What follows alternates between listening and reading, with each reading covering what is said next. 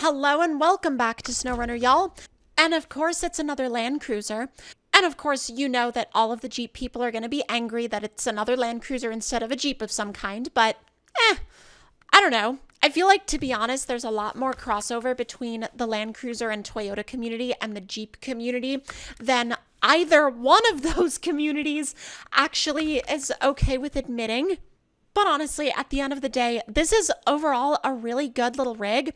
And what I'm going to do in this video is we're going to take it out for a little drive. And we're also going to go over some of the little odd driving dynamics that this thing has. And I don't say any of that in a bad way. I don't say any of that to say that this thing isn't amazing to drive or really fun to drive.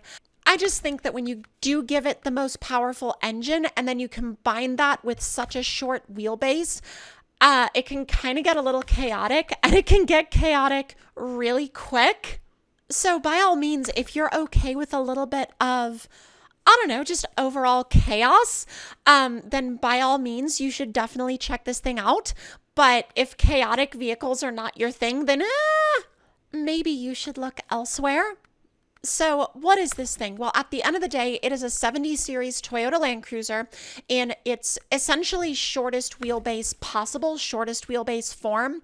These are, I would say, in terms of Australian four-wheel drive, these are kind of their equivalent of what Jeep XJs are to us here in the States. Now, some people may not like that comparison, but I think at the end of the day, it's still a fair comparison to make, because a lot of the time, both Jeep XJs here in the States and 70 series Land Cruisers in Australia end up being modified and used and honestly just put to work in very, very, very similar ways. And whether that's being used as a overlander or a crawler build, or maybe even like a daily driver that you take off-road every once in a while, I feel like, again, a lot of those roles are fulfilled by both the XJ here in the States and then also the 70 series Cruiser in Australia.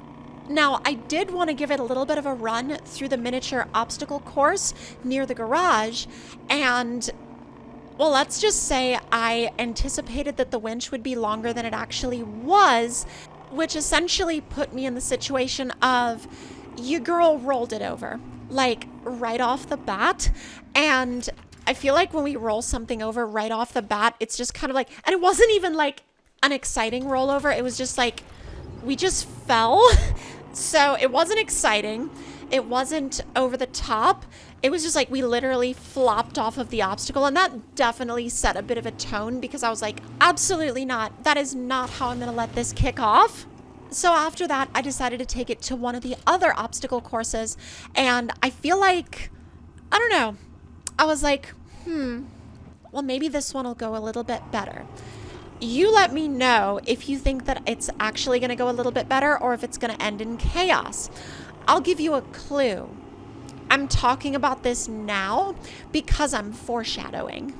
Now, granted, the scenario that we get into a little bit later is entirely caused by me. The vehicle was fine. The vehicle did not cause the scenario that we ended up getting it into later on. It just ended up ironically being a little bit of a, I don't know, it was a little bit of a detour from where I was intending to go.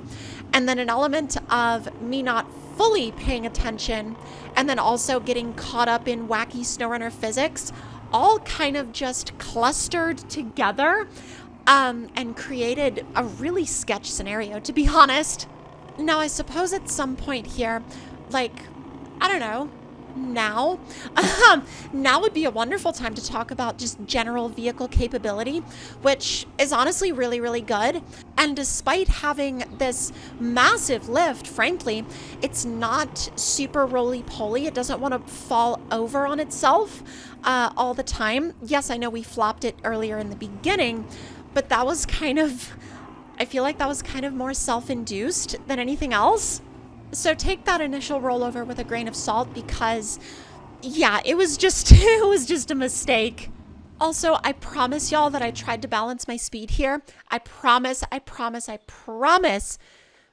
But at at the end of the day, short wheelbase things happened, and, well, we ended up on our nose. So it's kind of one of those trade-offs that you're always going to have to make, or rather you're always going to have to anticipate making that trade-off if you're planning on running something with a wheelbase this short. Now, the super short wheelbases like this also have their own advantages, but of course they have their own disadvantages as well. One of those prime disadvantages being anytime you have to essentially drop off of an obstacle, you wind up putting yourself in the position where you can kind of flip over end pretty dang easily. And then this is where things really started to get sketchy, because we slid between the boards. And once you slide between these boards, it's so over for you.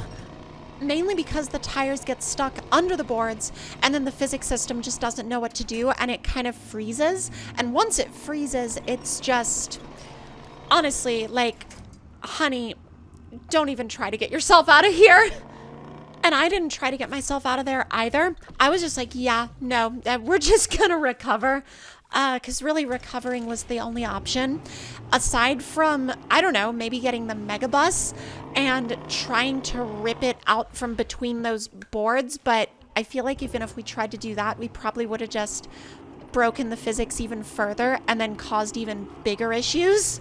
So instead, I decided to take it around the Baja Track.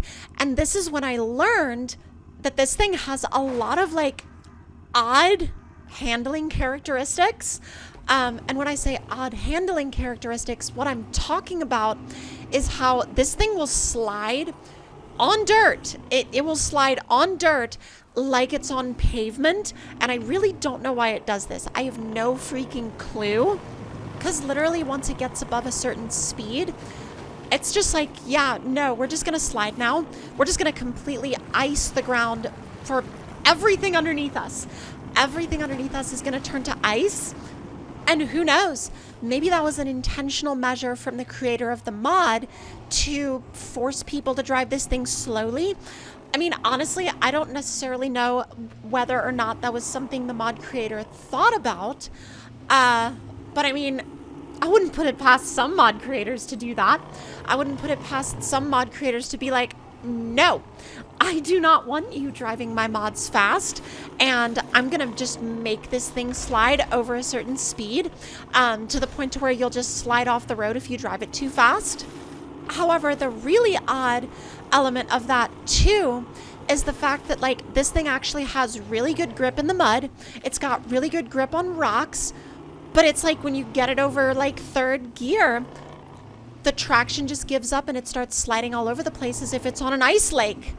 But I don't know. I really can't figure out necessarily what the goal or the overall target of having the physics set up that way would be. Because it's kind of just like, I don't know, it's like really good in some scenarios, but in other scenarios, it's really like not so good. And I know that I probably didn't describe that as well as I could have, or as well as it just could have been described in general, but like I feel like at the very least some of y'all will understand what I'm going on about. But at the end of the day, it is a really, really fun mod to drive. It's a really fun rig to use, and it's honestly a lot faster with the top engine than I even thought it was going to be. It's actually really freaking quick if you're okay with the fact that it likes to slide all over the place like it's on ice. So just know that going into it, if you plan on spending some extended periods of time in this vehicle, but if you're okay with that, you're gonna have a blast. But if y'all enjoyed, let me know your thoughts and opinions in the comments below. Hit that like button if you did enjoy, subscribe if you would like to see more, and I will see y'all next time. Also, before the video ends, have a look at how this game literally is like, no, you are not going to go any further. You are not going to pass go. You are also not going to collect $200. Seriously? This is probably one of my biggest moments like that in this game ever. And the game was just like, yeah, no, you're not going any further. RIP your entire run. But like I said before, I hope y'all did enjoy, and I'll see y'all next time.